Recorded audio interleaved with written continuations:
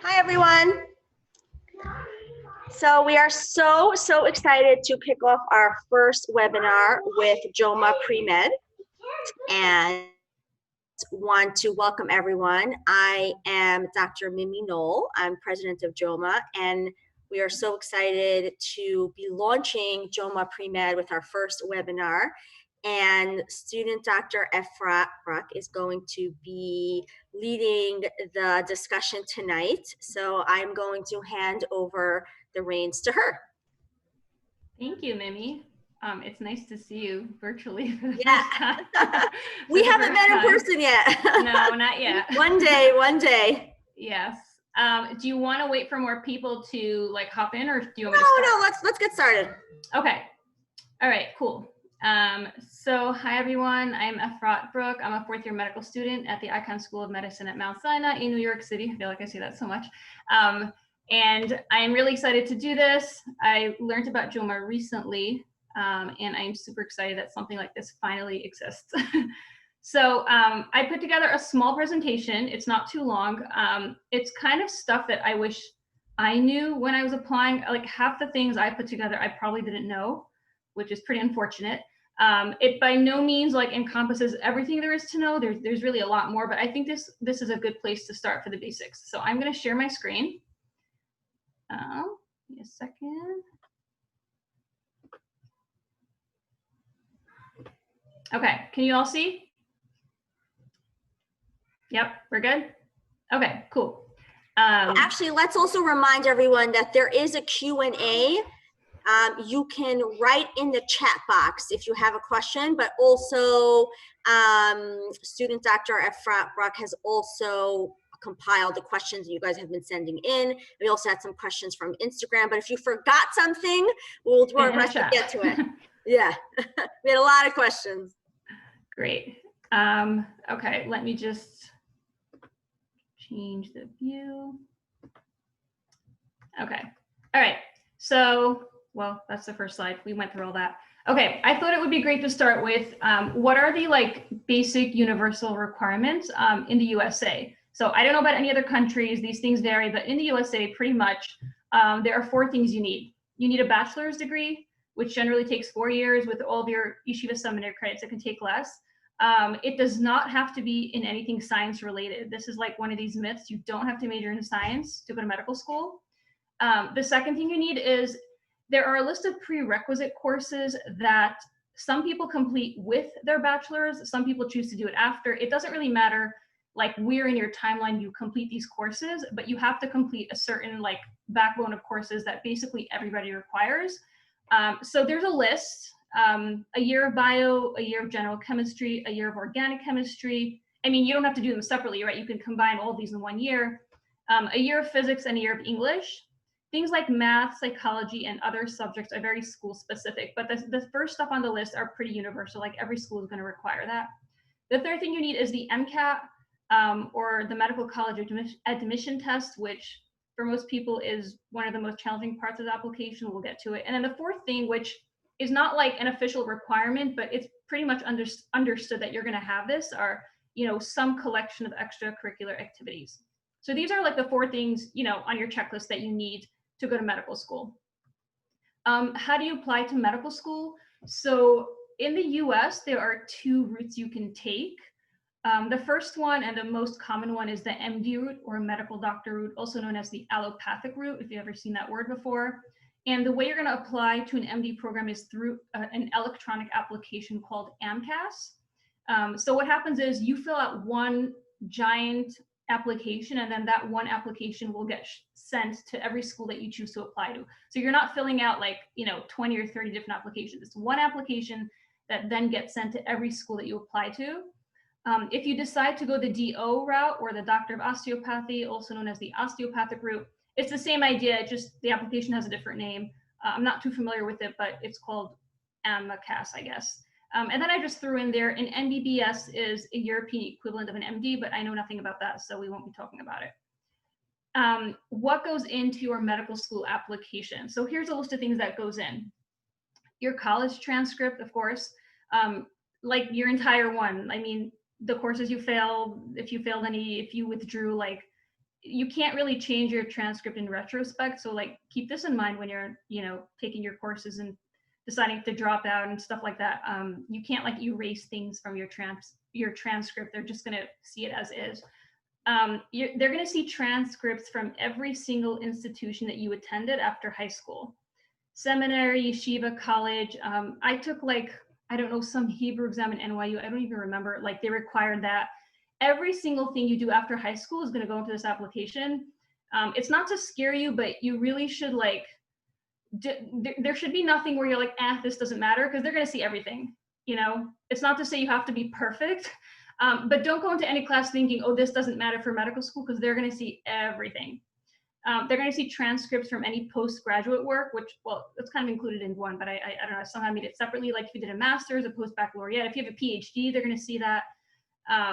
The next thing that goes in, your Mcat score, and I put S in parentheses because you can take the Mcat many times if you're not happy with your score, but they're going to see every single score that you got.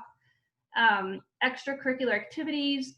I don't remember how many you can put in, but you're going to pick 3 that you think are the most meaningful, and you're going to have more room to write about those.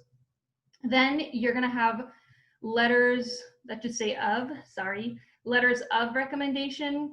So you're either going to get a committee letter from the pre-med thing in your medical school, and if in your college. If your college doesn't have it, I think you need at least 3 separate letters. This is going to vary school by school, but I'm pretty sure the minimum is 3 letters. And then the last thing that goes in, and I know some people think this isn't important, but it really is your personal statement. It took me at least a month or 2 to fill out the application after having written my personal statement. So make sure you leave a lot of time to just fill this, monstrous application out. Okay, what happens after you apply? So you're gonna click submit sometime in June or July, whatever it is. And then some schools might reject you. Don't take it personally. I don't know, whatever, that's life. But most schools are not gonna reject you after that first application. They're gonna send you secondary essays, and those are questions that are specific to that school, right? Because the initial application that you filled out is very generic, it goes to every school. Now each school is gonna pick your brain, why do you wanna come to our school? And I don't know, every school has the things they care about. So you are going to fill out those essays. Make sure you save everything, because there's a lot of repetition across the board. I mean, you don't wanna do one and then you get the next one and oops, I forgot to save it and start from scratch. So just save everything. And then after you fill out the secondaries, you will either be offered an interview or not. And then if you're interviewed, you're either accepted, you're either rejected, or you're waitlisted. That, those are basically the 3 choices. Okay, so here are just some numbers I thought would be useful for everyone to know. So there are 155 MD schools in the US, 36 DO schools. Getting into DO schools is a little bit easier as far as scores go. Most of the stuff we're talking about are going to be MD numbers, just because that's more common, but you should keep in mind that everything is a little bit less competitive for DO schools. So in the 2020-2021 application cycle, I mean, you could look at the numbers yourselves, but I think the bottom line speaks for itself. Only 42% of applicants got accepted, right? And if you think about that, every single applicant, took the Mcat, probably thought they're a good applicant. So more than half of people don't get in. This is not to scare you. It's not to discourage you, but you have to go in with your eyes, wide open. You have to know what you're up against. The more information you have, the better. Okay. So I'm going to dedicate an entire slide to the Mcat because I don't know, maybe if you agree with me, but usually this is the hardest thing for people, right? You're finished with college and you have all your extracurriculars, but there's this really whatever test you have to get through. So the reason that the Mcat is so important is, different schools are very different, and it's hard for a medical school to compare it, what your GPA means, right? Maybe you have a 3.9, right? But maybe your school is a really easy school and your 3.9 is worth less than a 3.7 from a really hard school, right? And how are they gonna go about comparing and figuring out, there's no way to know. So the MCAT is, you know, an exam that like you all take the same test. So it's basically an equalizer. They get to compare you to everyone else because you're all taking the exact same thing. That's why it's really important. So 85,000 people take the MCAT each year. Wow, that number is huge. The mean means another way to say average. The mean score is 500 or 125 in each section. For those of you who have already taken statistics, you know some statistics, you know, the standard deviation might help you. But basically the bottom line is that like 67% of people who take this test will score between a 490 and a 510, right? So what you want is to at least reach that first standard deviation, right, of like a 510 or 511. But look at the difference between people who applied versus people who actually got in, right? The mean score of all applicants, of all people who applied was a 506.4 or based about 67th percentile. But the people who are accepted, there's like it's a pretty high jump, right? The average is, you know, if you round it up, it's a 512, which is 82nd percentile. So there's a really significant difference between those who apply and don't get in and those who get in. Put another way, if you had a room filled with 100 people taking the MCAT, the average accepted applicant would score higher than 82 of those people. Again, these are not to scare you or discourage you, but just so you that you have the facts. So this is a chart where you see the MCAT scores, but I also put GPA, science and non-science GPA, so you can see the difference between everybody who applied versus people who actually got accepted, right? So like the average person applying, for example, their overall GPA or non-science GPA is 3.7, but people who actually got in like almost a whole point higher. So that should give you some frame of reference. Okay, this is something I think I didn't know even when I started medical school, believe it or not. Embarrassing, but what's the like timeline? You know, I feel like people who are not in medicine focus on this a lot. They focus on like the end, like when you'll finish, but people who love medicine like don't even pay attention to this. They enjoy the process and they're not even thinking, right? So like, what is the timeline that you are signing up for if you decide to apply to med school? So you're gonna be in college for 4 years, maybe less if you did seminary or whatever. Maybe you'll take a gap year, maybe not.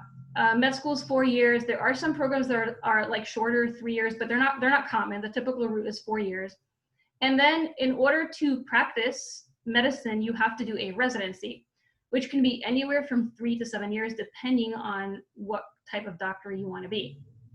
Following residency, some people do a fellowship. They're usually between 1 and 3 years, but that's like optional. That really depends on the field you want to go into. And then when you're done, you are called an attending physician. I promise you, I didn't know what an attending physician meant when I started med school. You are an attending physician, which means that you are done and you can practice independently without having to have anybody supervise you from above. So in this slide, you'll see what you're called at each stage. So all of you here, or most of you, are pre-med students. When you're in medical school, you'll be a medical student or a student doctor. When you're a resident, you're a doctor. Don't let people, you know, confuse you like, oh, you're just a resident. Like you have the letters MD or DO at the end of your name, you're a full-fledged doctor, but you cannot treat patients by yourself. Like you need somebody's supervision. That supervision sometimes might be nothing. Like you'll come up with a treatment plan for the patient, you'll treat them and the attending just like signs the note. Or sometimes the attending will be like, you know, no, I don't like this, you know, do this differently. But you are a doctor and you treat patients under the supervision of more experienced doctors above you. If you do a fellowship, you're a fellow. And then when you're an attending and you're done, hopefully. Just some key facts. At the very minimum, medical training takes 11 years, right? 4 years of college, 4 years medical school, 3 years of residency. That would be the absolutely shortest route you can take. Until you are an attending, you work under the supervision of more experienced physicians who help train you. And just so that you don't get confused by all the different names, a first-year resident has a special name called an intern. I think people just want to know if you are like in your first year at a medical school. So regardless of like what specialty you're doing and where you are and like where in the hospital you're located, like if it's your first year of residency, you'll be called an intern. An intern is a doctor. Okay, so I included some examples. I mean, there are like tens of examples of this, but here are some examples of like what type of training, you know, how many years and like what does the training look like for different professions. I won't go through all of them because I think, you can all read it by yourself, but like we'll do like the first two. For example, if you want to be a cardiologist, 4 years of med school, you do 3 years of internal medicine, and then you do 3 years of a cardiology fellowship. So that's 10 years from the start of medical school. If you want to be a trauma surgeon, you're going to do 4 years of med school, 5 years of general surgery residency, and then 2 years of a trauma surgery fellowship. Some of these are variable, like maybe it'll be 1 year, but that adds up to 11 years. So there's some more examples. Yeah, medical training can be long.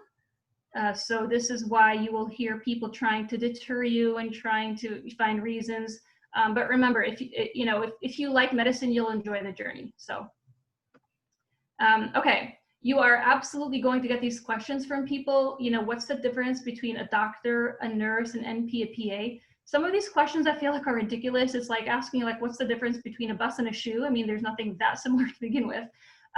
Some of these, are a little bit more similar, but I think it's really important to know what to tell people when they ask you these questions, and for yourself too, you should know. Okay, so here's a little chart to help with that. I bolded the, doctors column because presumably all of us here are interested in medicine. So the first column I think you should just look at is like the last one, years of post-college training.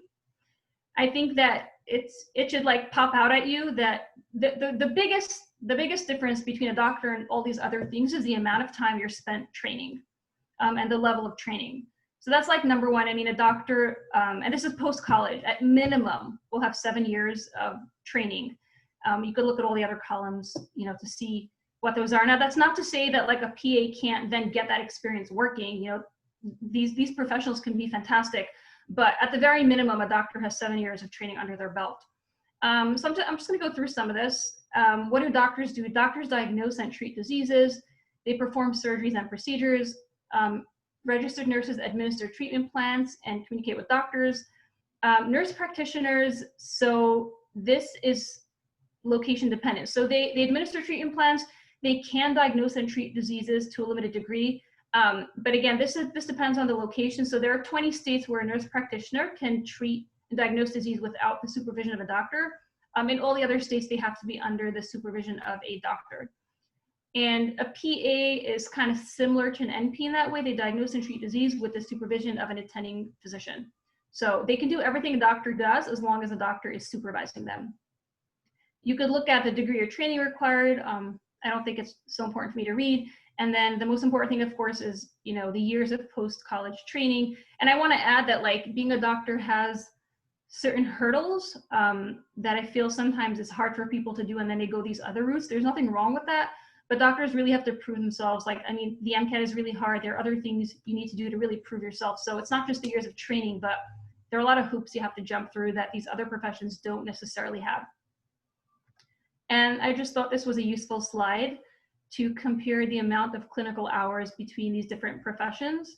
And these are like minimum, not like, obviously a neurosurgeon that's like a 7-year residency is gonna have like way more hours than that. But this is at very minimum, a physician will have 15 or 16,000 hours, of training under their belt. And okay. And then, this was a question that we got, which I thought deserved a slide of its own. It's clearly a big topic. I mean, we could have like a webinar just on this, but I thought you should have some, numbers just like in your head to know what's like going on. The first thing I want to say is that for most people, I don't think this is something to worry about. The exception would be like if you have a family, it changes everything because you're not responsible just for yourself, but like for other people. But if you don't have a family, I would say for most people going to medical school is usually a pretty good financial decision. So I put the average cost of medical school there. If you're going to an in-state school, for example, you live in New York and you go to SUNY downstate, your tuition is going to be something around $37,000 a year. If you multiply that by 4 years, it's about $150,000. Private schools, yes, are more expensive, about $60,000 now. If you multiply that by 4 years, that's $240,000 a year. And then the other thing to keep in mind is you have to remember that during those years, you probably cannot work. And even if you can, like you can't work enough to generate like a significant income. So you need to factor in the cost of living, right? Like rent, food, you have to live for those years. So the expenses of medical school are tuition plus your cost of living. So the average medical school graduate in the US graduates with about $240,000 of debt. I know that looks like a really, really, really scary number, but if you look 2 lines down, that's like an average salary for a physician. There are lots of physicians who make more than that in a year. So, at the end of the road in 1 year, you'll make that amount, hopefully.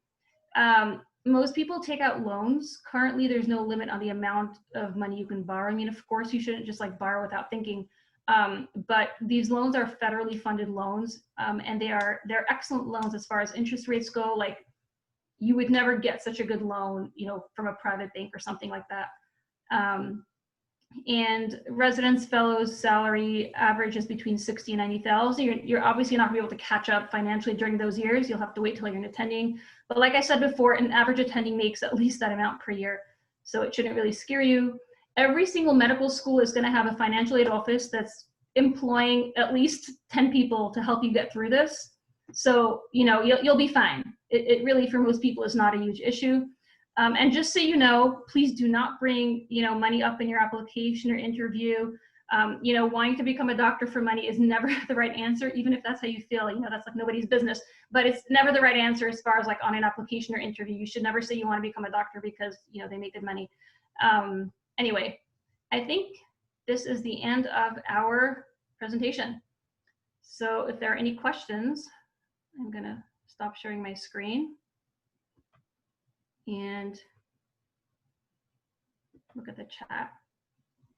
So we did have one question just during your talk, which was, how does it work with submitting an Israeli transcript if you got credit from an American college as well? Do you need to submit both? So this is a question you should probably like ask AMCAS, like there's a phone to call, but I'm pretty sure that yes, you're gonna have to submit it. My advice would be, if this is your situation, leave extra time for it to be processed, because anything that's foreign takes like double, triple the amount of time to process. Like I have a friend who just applied from Japan, and it took, her application got delayed by a month or 2 because of this reason. So just leave extra time for this. But I think, yes, you're gonna have to give like every single transcript that like is in your name in history. Yeah. Yeah. I also wanted to add to your last slide about finances, because of the high burden of debt for medical school, especially for this talk where we're speaking with pre-med students who are so early on in their journey, I think it's a worthwhile consideration to try not to take out loans for pre-med, for undergraduate studies. I mean, sure, many people do, but it's definitely worthwhile considering not doing that and going to a state school. Obviously, you still need to get, a BA or a BS. You don't want to go to a community college where you'll get an associate's degree, but it's something to strongly consider, especially if you can get a scholarship, because you can get into medical school from, basically any college if you do well. Agree. Right? Yeah, I mean, it's dependent on your personal situation, but definitely in general, try to like just limit your amount of loans if you can. Taking out $250,000 for medical school plus $250 for undergrad is very different. Yeah, exactly. Yeah. Agree. I see some questions here on the side. Yeah. What about a DNP? So that's like an NP, just like a higher level NP. It's still not the equivalent of a medical doctor. Their knowledge might be more, but they're still not doing a residency. They might be a doctor in the sense that they got a doctorate, but they're not a medical doctor. All right, they're not a physician. So many of the new, this is a trend in academia right now. You may know physical therapists that call themselves doctor. Dentists dentists, for example, used to get DDS and now it's DMD in many of them. So it's sort of a trend in academia to move as many of the titles as possible to doctor, doctor of physical therapy, doctor of medical dentistry, doctor of nurse practitioner, but they're not a physician, they're not a doctor. And in terms of the training and the schooling, it is as Dr. Brock said, it's way, way, way less than going to be a physician, going to medical school. Yeah, I think, all of these health professionals have their place, and they can be fantastic and great, but Absolutely. yeah, it's just important to know the differences, right? Like what I think, each one is. and also, for those of us who always wanted to be a doctor, I would say most of us, even looking back, would say we would not have been happy doing something else. So if becoming a physician was something you always wanted to do, then, you should strongly consider that. If that wasn't always what you wanted to do, then sure, being a PA or nurse practitioner is a great job. Absolutely. They're really, really wonderful jobs. And I know many wonderful people in those positions. We had another question. I didn't How notice Australian the other medical questions. programs work. Is it any different? It is definitely very, very different. And I'm not going to venture or give any information on that because I don't know. But if this question is coming from someone who lives in Israel, we're happy to set you up with someone who lives in Israel. We do have JOWMA members in Israel who I'm sure would be happy to give information to you and mentor you. I'll just add, I'm assuming the person meant like Israeli, not the American programs in Israel. Maybe yes. They meant that. That's okay. Well, we'll throw in something. So there are American programs in Israel that are run fully in English, and people do like rotations here, and Sackler. Like apply for resident. Yeah, there are three. I think Sackler, Technion, and then there's one in the South, Ben Gurion University, and it is a little bit easier to get into those programs. And they're excellent. They're great. Excellent schools. I know physicians who have graduated from Sackler, from Technion. They've entered every specialty of medicine that I can think of and are very, very happy. So definitely, and many of them are so happy that they spent the time in Israel. Even with families, with kids sometimes. So those are great schools. But you have to move to Israel. So that's about it. I think it's cheaper in Israel. Yeah. Do medical schools often give scholarships? There are some medical schools that have free tuition, like NYU. Yeah. It's become the most difficult school to get into probably in the whole world right now. Yeah, very few. I'm not aware of scholarships. I mean, the way the attitude basically, take out loans.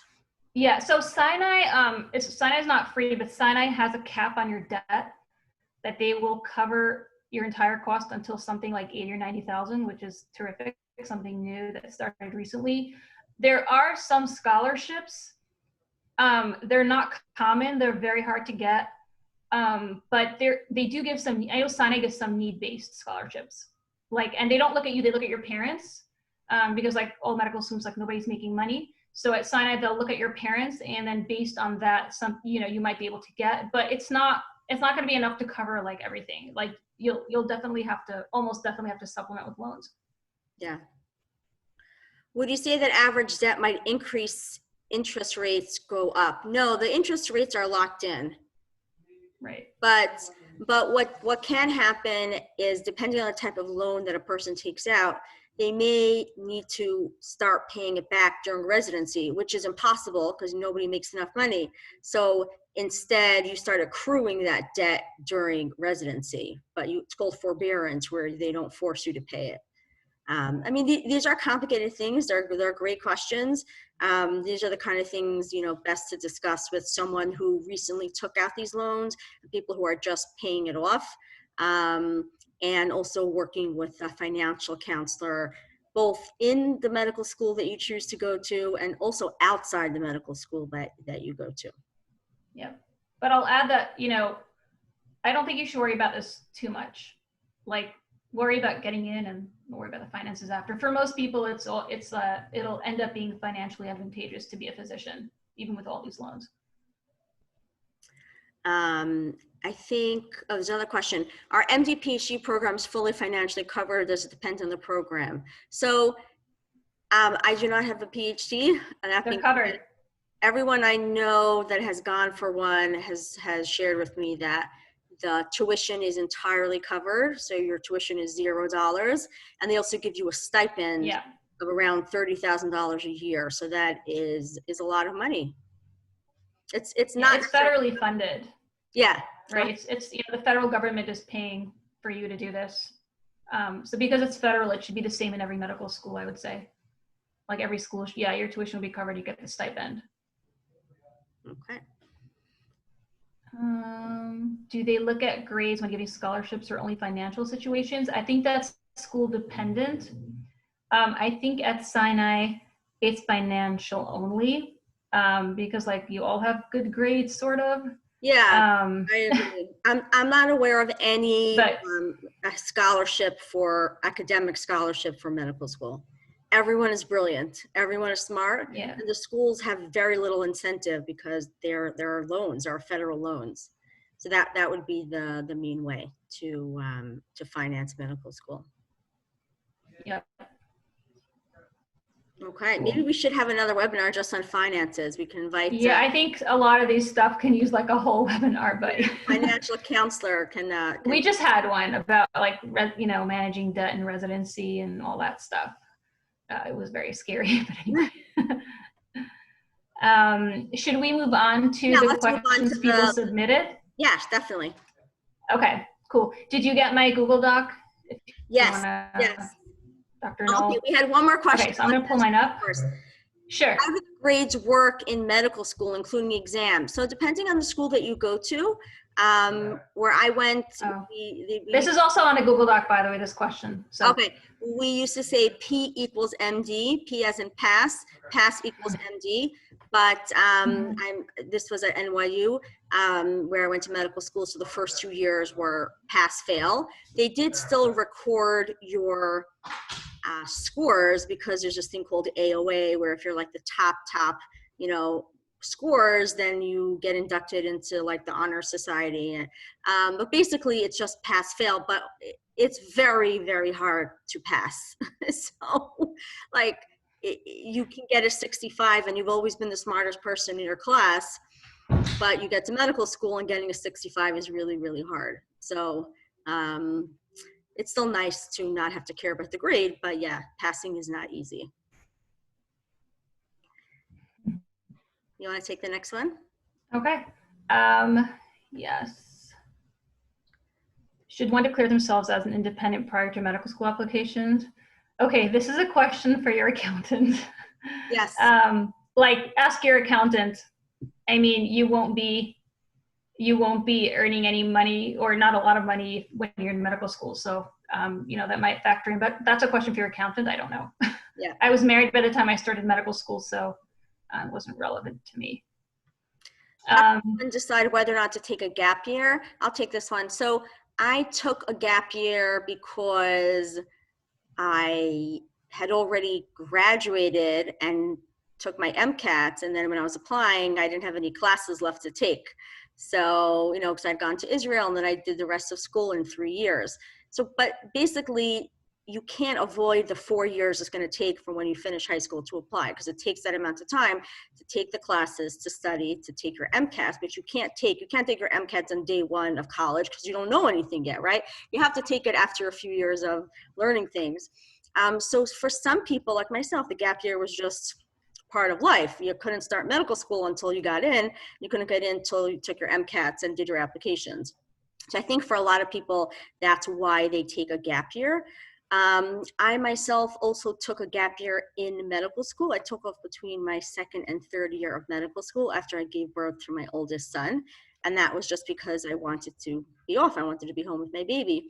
So sometimes it's because you have to, and sometimes you want to.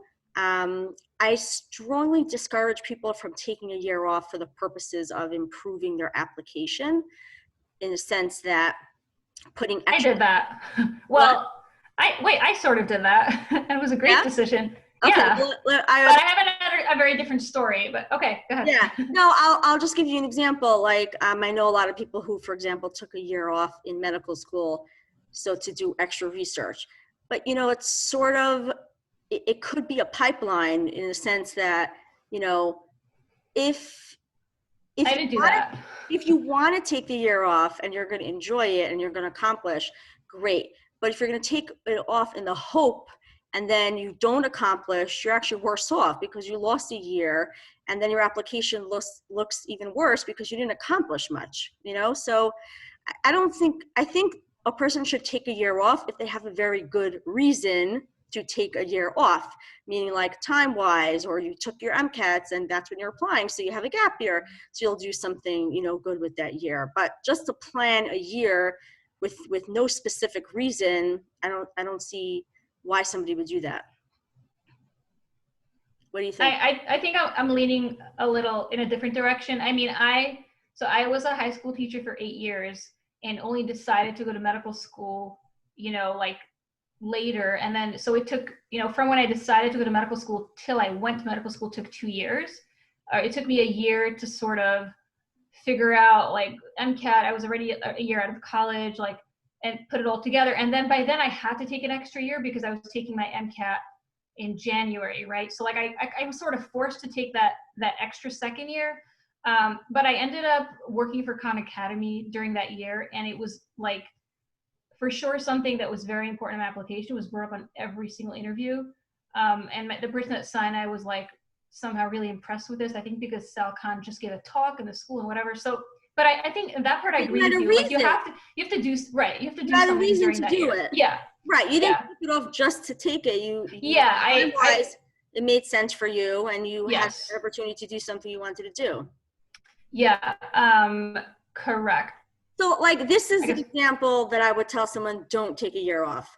They've already taken their MCATs, they're ready to apply, but they want to do more shadowing, right?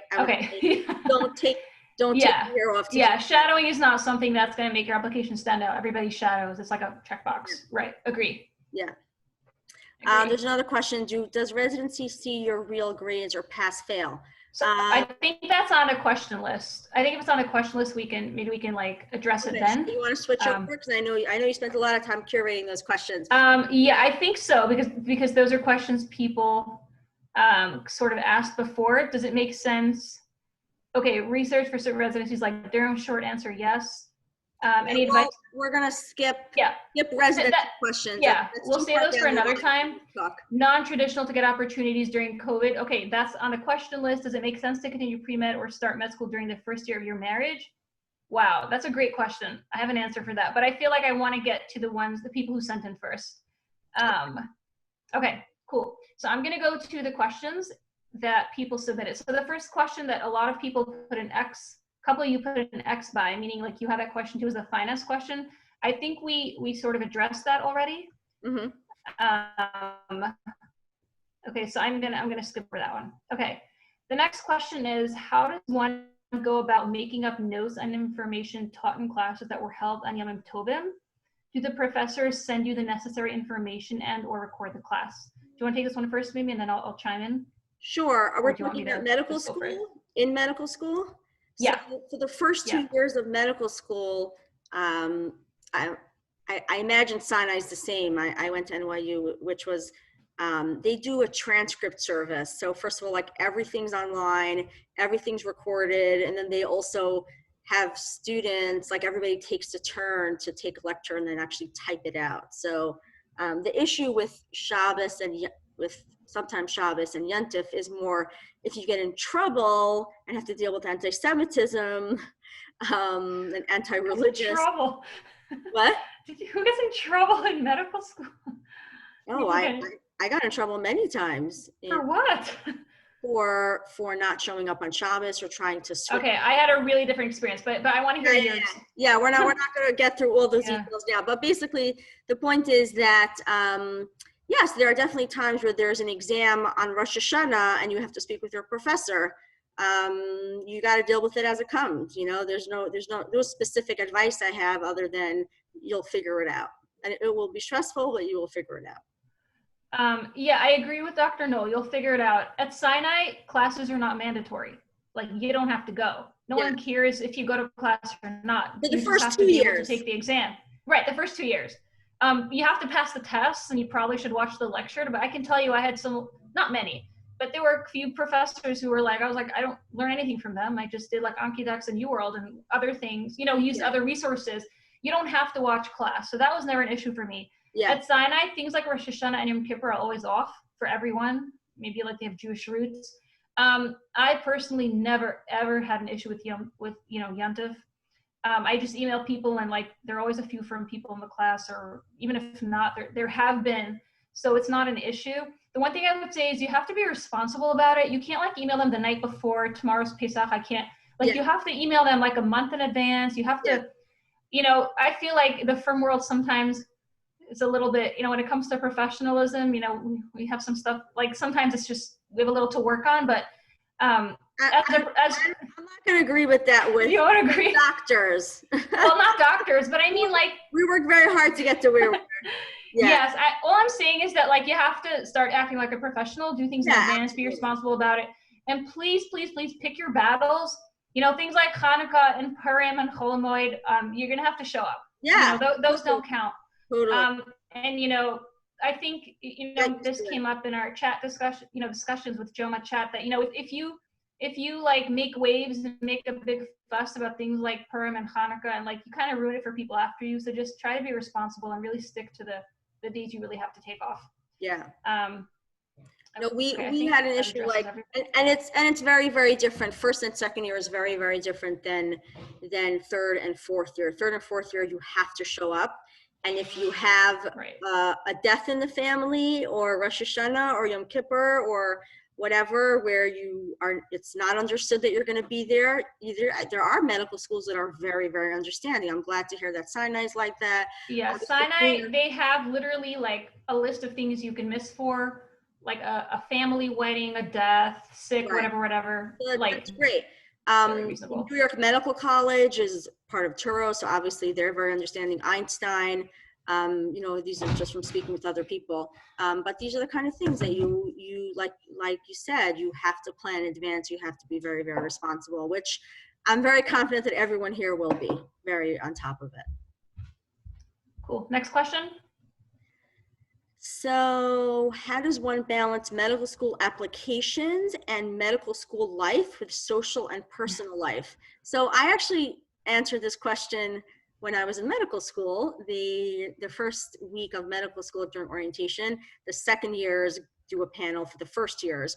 And my husband was a first year medical student when I was a second year medical student. So I remember being on that panel and being asked this question, and I gave a very honest answer, which I hope you'll appreciate as much as they did, because I had people coming up after me for years thanking me for being so honest.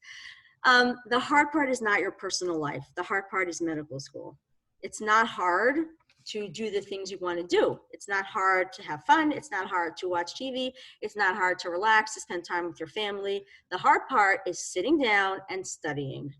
So that's the hard part, and that's what's going to require your commitment and singular focus, like it does now when you're pre-med. It really doesn't end. Medical school is very, very, very hard. I like that answer. Don't kill me. It's completely true. Yeah, it's really easy to like just come home and like Netflix. Like an exam. And that's okay some of the time. Yeah, of course. The rest of the time, 99.99. Yeah, I think the application process shouldn't be that difficult. I don't know. Maybe I had it spread out over like 2 years. It shouldn't kill you. Medical school's another story. It really shouldn't kill you. I think you should find time. I mean, yeah, the MCAT's hard, but like you're not going to study for that forever. With medical school, I totally agree. Do you remember this? When you got into medical school, it was like I could die happy. Like yes. I remember the date. October. It was 22nd or 23rd. I got a letter in the mail from SUNY Downstate. And my Dr. Barrage, whose lab I worked in, was like, "Can I call you Dr. Brooke? Like, you have an acceptance, like you're done." Right. It was my first acceptance. It was. And it's true. Yes. It's true. You were a doctor at that point, but as much as the relief and the amazing feeling and the gratitude that you feel in that moment for all the hard work you put in, it's only starting. Would you agree with that? Yeah. I would, but I would say that once you get in, you will be plugged into a machine that will spit you out a doctor. Yes. Very few people totally. Don't graduate medical school. Like the bar to get in is really high. So if you get an acceptance, like you will be a doctor. Yes. You'll be a doctor. As hard as, like, if you got in, you have what it takes. So, Yeah. you know, Yeah. don't, like, you can be confident. Definitely. Yeah, it's like 8:45. I'm going to try Yeah, to so plow we're through some of gonna this. end I at will say that 9 o'clock. okay. We probably won't get to everything. So, you know what, I'm going to skip first to the ones that have an X's on them and then see if there's time for the rest. Okay. What activities do you recommend for clinical volunteering community service? Do you want me to go, Mimi? I'll take Sure, this go first ahead. and you add. Okay, I think the number one thing you have to keep in mind is find things that you're passionate about. Don't just like go online on some blog and like find a checklist that tells you like follow that. You need to find things that you're passionate about, that interest you, that drive you. And those are the things you should pursue. I would say that in that there should be some clinical exposure, like shadowing or being in a hospital or doctor's office setting, because people want to see that you know what it means to be a doctor. They don't want you to like come to third year in a hospital and like, oh, oops, I was never in this setting and changed my mind. So make sure you have something clinical in there. And then, is there anything else here? Sorry, my thing is like jumping a little bit. No, that's it. Dr. Yeah, Null? I totally agree. I think the main purpose of shadowing and doing clinical opportunities is to sound convinced that you know what it is to be a doctor and what your days would entail. So I myself, my parents are both doctors, so I didn't feel the need to shadow another doctor because I knew exactly, you know, I lived it my whole life, you know, with my parents. So, but if you don't have any, you know, direct exposure, then you do want to do some shadowing. And in terms of, you know, the other volunteering and stuff, you know, it's always nice to have, and it's important to have some sort of research opportunity, even if it's sitting at someone's desk and doing a PubMed search once or twice a week. That's enough. No one's expecting you to publish an article when you're pre-med. And everything else, you know, don't make yourself crazy. Like, I'm sure, you know, if you're from girls, you've done some tutoring, you've been a counselor, you've done babysitting, you've done something you can put on your application. My advice to pre-med students is to focus on that stuff, what I call fluff, all the way at the end. Like, focus on studying, on getting A's. Your goal should always be getting A's. Not that you can't get in if you ever got a B or a C, but if your goal should always be A's, A+, because things happen and occasionally you won't get that. And study really, really hard for your MCATs, and everything else is just fluff. You'll fill it in. Yep. Cool. Next question. Yeah, you can take it first and then I'll. Oh yeah, so this is actually from the Q&A. Someone asked, does it make sense to continue pre-med or start med school during the first year of your marriage? So I lived through this, so I'll comment on this. When I was dating my husband, I was pre-med and I started medical school in August, which was 2 months after we got engaged. We got married in my first year of medical school while my husband was applying to medical school. I'm not 100% sure where this question is coming from, but I'll just sort of answer my thoughts about it, which is that, you know, you're starting, like we said before, pre-med is like only the beginning. You have a good solid 10 years ahead of you. So I think unless you have some really good reason to push it off, I say, you know, get going. Like, why wait, you know? I would say definitely there's no reason to wait. Obviously you want to spend time with your spouse, but like most newlyweds are not sitting around going on vacation for a year. You know, people have responsibilities, they have things to do, whether your husband is working or in yeshiva or in school or whatever. So I don't see any reason to push off being pre-med or medical school. I think, you know, should you push off being pre-med? No, because that's not so consuming. I do think that the second part is different, like starting medical school. I don't know. I mean, my husband and I both we didn't plan it this way, but we had pretty chill schedules the first year we were married. And in retrospect, I guess it was a good thing. Would I push off medical school had I been there at the timeline? I don't know. But I think it's something to consider. Like, if you really want to have that time and you have something to keep yourself busy, but not too busy, like I would consider it. You know, like I can't tell you what to do, but I would consider it. Some schools allow you to defer. So, you know, if you can apply and then defer, let's say you want to go to Israel for the year, you know, maybe that's a nice thing. But if this question is coming from someone who, you know, sometimes women, if you've ever read the book Lean In, sometimes women Yes. worry about things before they come up, before there's even like a shred of it coming up. You know, we're all guilty of this, where women worry about having a baby before they've even met a potential partner, you know? So if the question is coming from someone thinking, well, maybe I shouldn't, not that anyone is thinking this, but I could imagine someone thinking, maybe I shouldn't be pre-med until I get married, because it's going to be hard to be pre-med till I get married, but they haven't even found someone to date yet, right? So the answer is, you're young, you want to get as much as you can under your belt. If things get as much as you can under your belt before the rest of life comes up. Yeah, agree 100%. So if you have courses, you have the MCATs, you know, keep going. And if and when something comes up that requires you to make a decision about taking off, you will. You know, like I said, I took a year off in medical school. I did nothing that year, zero. I was home with my baby. It was amazing. You know, I wanted to do that. But if I had taken off a year when I was pre-med, maybe I would have felt like, no, I already took time off, you know? So take the time off when you really want to and when it's going to serve you well. I completely agree. I want to add something that Sinai does now, which I think is really smart. So I didn't take a year off. I took a decelerated year, which we do at Sinai. You take your hardest year of medical school, usually third year, and you split it over 2 years. So instead of having a gap year, like I guess like Dr. Noel, where you're like nothing and then another hard year, you split that year over 2 and you have a lot of breaks in the middle. So I did this when I had my second baby. I had my first baby between first and second year. And then with the second baby, this is what I did. And I took like 3 months off when the baby was born, and then I went back, and then I took another break. So this is like another option. I feel like sometimes if people on the outside think like it's this marathon, you have to like just start and like, you know, like till you drop at the end, but you could take breaks along the way. But I agree with Dr. Noel, like don't plan these breaks like before the situation is even there. Like wait for the situation to come up, assess at the time. Like I didn't even know about this decelerated year. I definitely didn't plan to take it. But I was like, I'm having a second baby. It's too much. They're like, take a decel year. Like, no problem. So it took 5 years to graduate? So I ended up taking 6 years. That's like another story. I actually took 2 decel years, but oh, wow. It confuses people when I say that. Yeah, so I took 2 decel years. That's amazing. Yeah.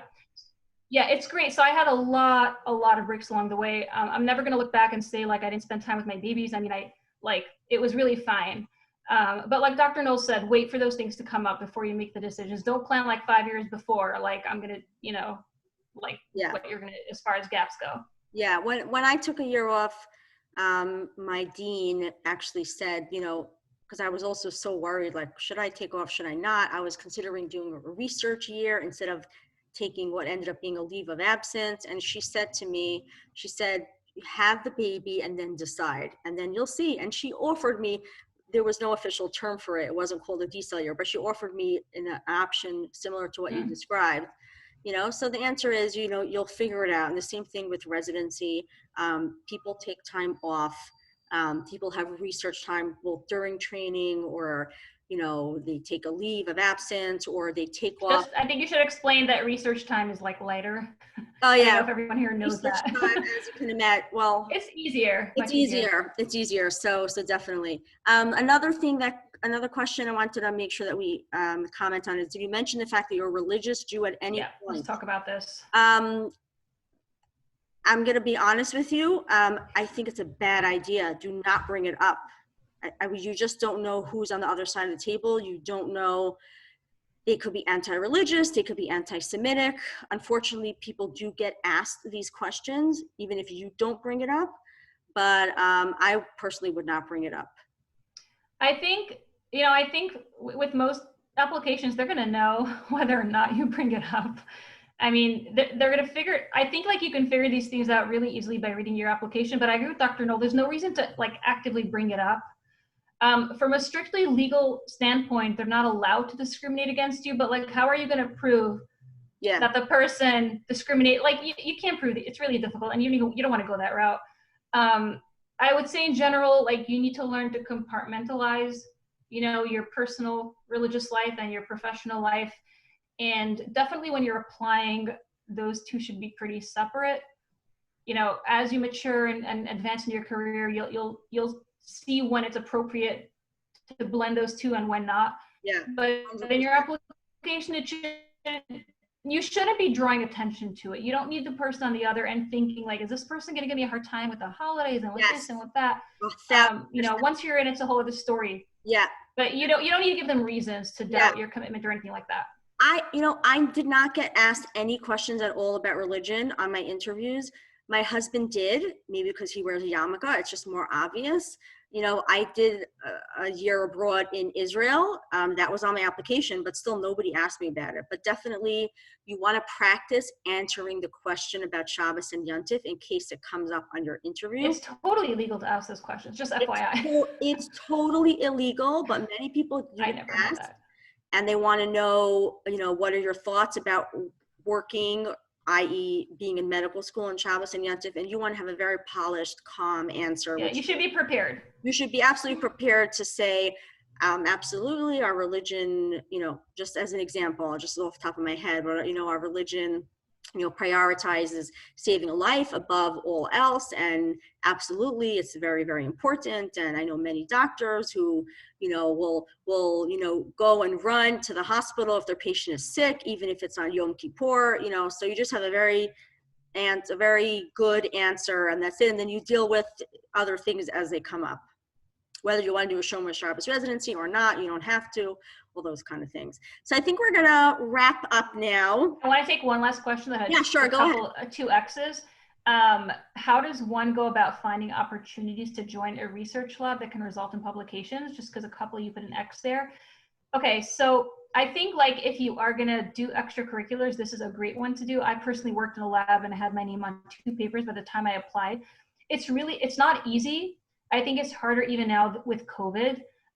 The best ways to have an insider connect you, like I had Dr. Bressler connect me. It would be a huge asset to your application if you can publish. I will say that this is something that we on the Premed committee are at least cooking in our heads to see if JOWMA can somehow help with this, because I don't think it's something easy to do. So just wanted to throw that out there. Yeah, I think also it's important to know that there is no expectation that you publish. Right. Like, you're amazing, Efrat, like amazing. Wow. I didn't publish anything even in medical school. So, you know, you're amazing, but not everyone's going to be. Right. It's not required, but I think like if certain things on your application, like I'm thinking if you're like, let's say your Mcat score is not great and you don't want to take it again, like maybe having publications for sure. But would you say for that a little, like, yeah, like if someone had to choose spending time studying for their Mcat so that they get an above average score versus working in a lab, which one would you say? Above average for acceptance, you mean? Whatever. I would say a really good Mcat score is better. Yeah. But like there could be times where this would be an asset, like if your Mcat score is borderline and like you really don't want to take it again. Right. You know what I mean? Like there are ways that this can be an asset. Right. But let's say for a pre-med student who has not yet taken her Mcat. Then focus on the Mcat first. Focus on the Mcat. Like there's no question. Like this should be, for anyone who's pre-med, this should be the clearest thing in your mind.